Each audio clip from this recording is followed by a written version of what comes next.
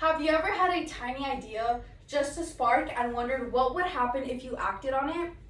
Most of us let those sparks fade because we are afraid of rejection, or we think it's too, or maybe we believe we're not ready. I almost let mine fade, but one text message I sent ended up changing the entire course of my future.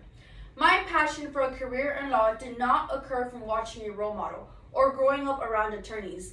In fact, I was always told that only rich people could succeed in this field.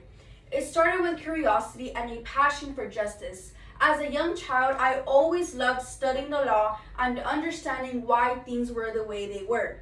I remember sitting in class one afternoon, listening to a discussion about careers. As they talked about careers in law, I began to feel a weird feeling in my chest, but a good one.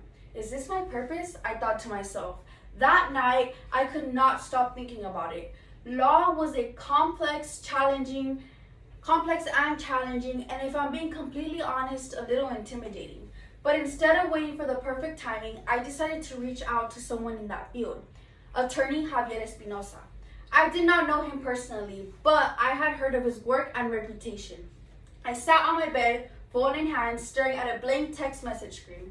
I typed, deleted, typed again. I didn't want to sound unprofessional, but then again, I didn't want to sound like a robot. My room was completely silent, and all you could hear was the tapping of my thumbs on the glass screen. When finally, I read it one more time. Hello, Mr. Espinosa. My name is Belen Alvarado, a high school student interested in law. I was wondering if I could ask you about your career. I hit send. I heard that little whoosh sound, and my heart sank into my stomach. Now, all I could do was wait for a response. A few hours later, my phone buzzed, and it was him.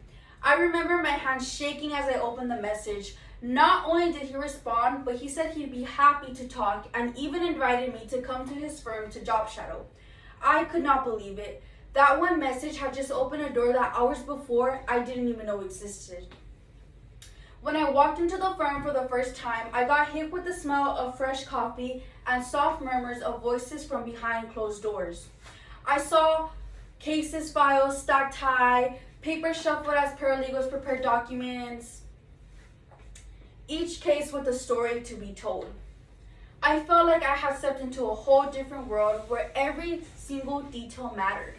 Javier introduced me to his team and let me sit in on parts of his day.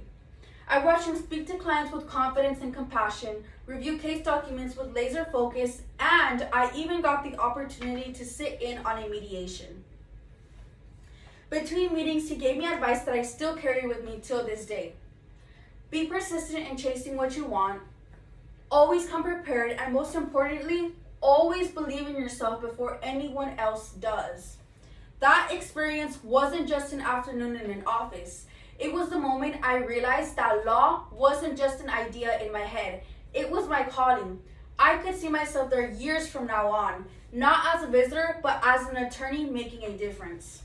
Looking back, I think about how easy it would have been to talk myself out of sending that text.